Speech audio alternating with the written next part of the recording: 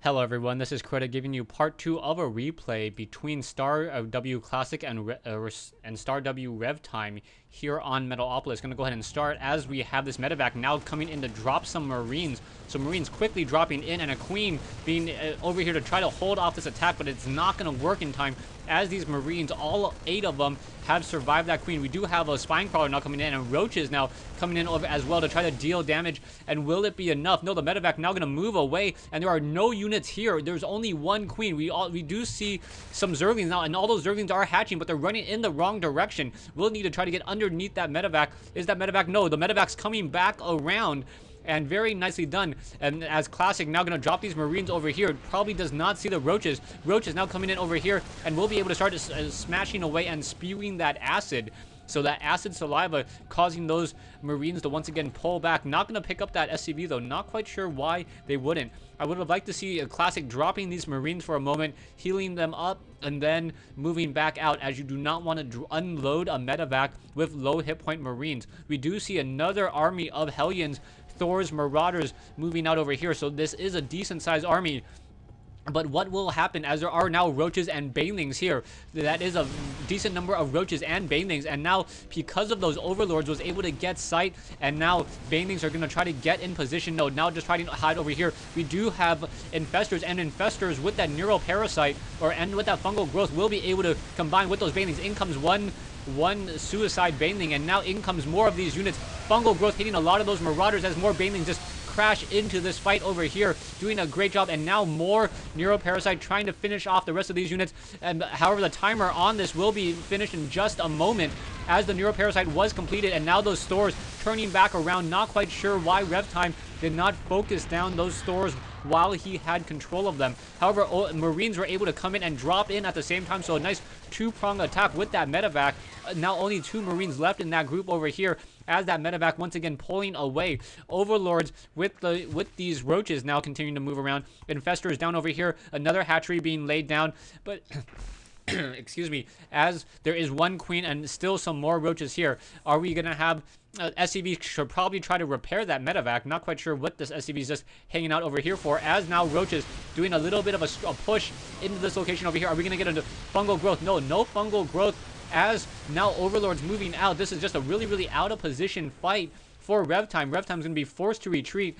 The slow movement speed of that Thor will not enable him to do any pursuit. Now, about the state of the game, it is really anyone's game so far. SCV not repairing this medevac, wish it would.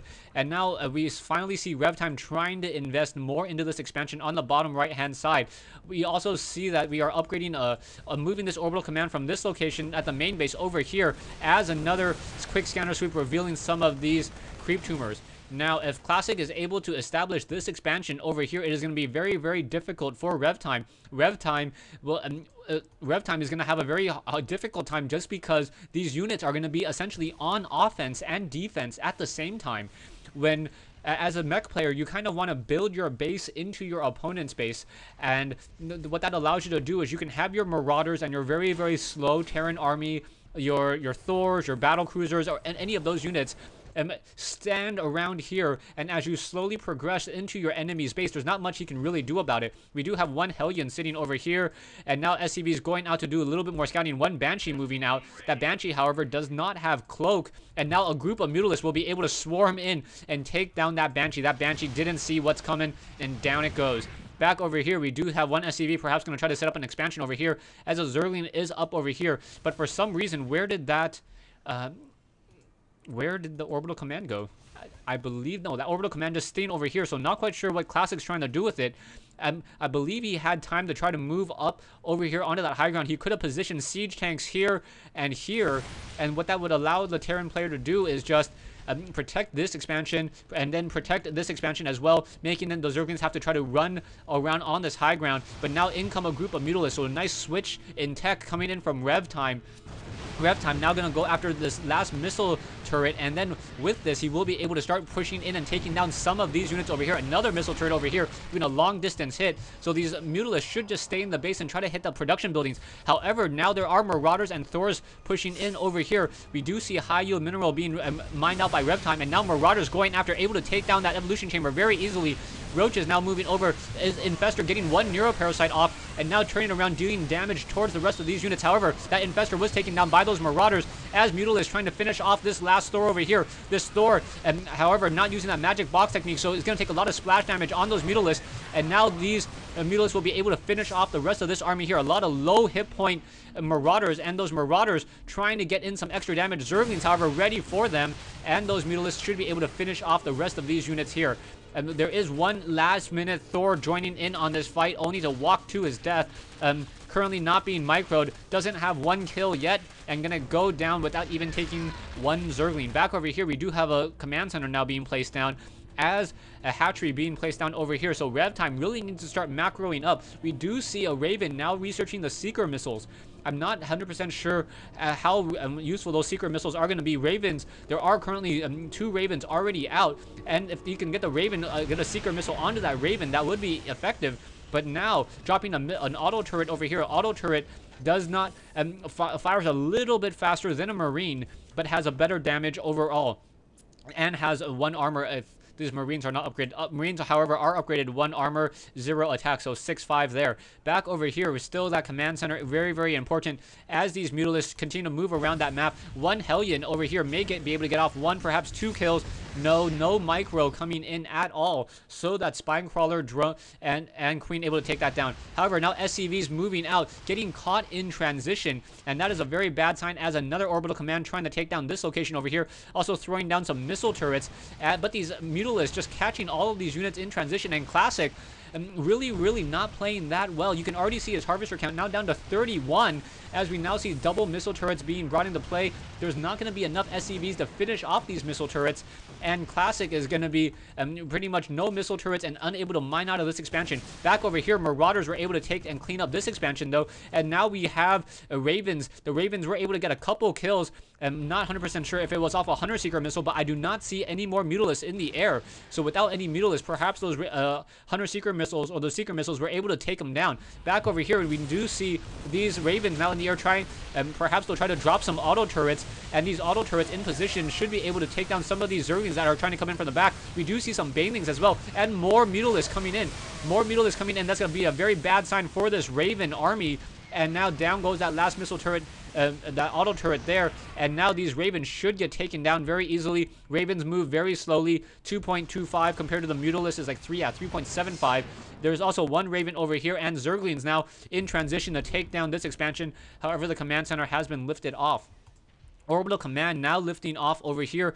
Perhaps it's going to try to land, drop down some mules, and start mining. You see Classic only mining off of 1 base, only mining 500 minerals every game minute. There are some command centers and now flying throughout the map, but the Mutalisks are going to be able to take them down very easily. Zerglings over here, army-wise, you can see that RevTime sitting at a 2,300 mineral army compared to Classic's 900, and I do not see how Classic will be able to come back into this game whatsoever. He really needs to get another expansion. He really needs weapons upgrades, but I don't think he has the economy to really do anything. He doesn't have the Terran really. It really depends on their army size. We do have 1 Thor here, but that 1 Thor, and now going after some of those Marines, and now standing next to that 1 missile turret and able to get off a couple splash hits. So very nicely done. However, Baneling's now trying to roll through, able to take down some of the SCVs behind that Thor, and down go another Thor. Another round of Javelin missiles, taking down another Mutalisk there. No, the Mutalisk down to 5 hit points, now returning home perhaps to try to get some transfusions. There are over a dozen Mutalisks there, but they are all very low on hit points.